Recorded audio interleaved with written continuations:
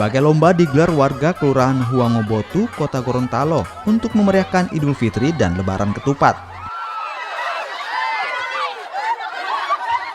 Salah satu lomba yang digelar yakni lomba kaki 1000. Ibu-ibu dengan antusias melangkahkan kaki dengan kompak menuju finish, meski sejumlah peserta terjatuh dan tak mampu melanjutkan lomba.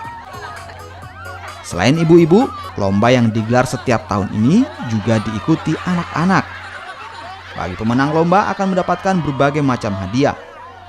Kemeriahan lomba disambut antusias peserta lantaran sempat terhenti akibat pandemi COVID-19. Dan ini dalam rangkaian pelaksanaan atau dalam suasana Idul Fitri, dan perlu kami sampaikan bahwa kegiatan ini disponsori langsung oleh Ketua HIPMI Kota Gorontalo, Bapak Hamsa Muslimin.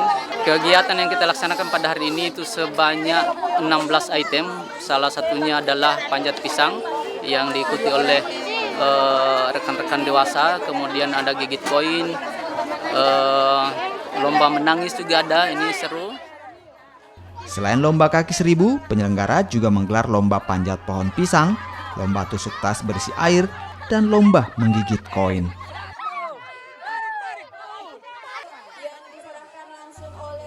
Mamat Kaida, Kompas TV, Gorontalo.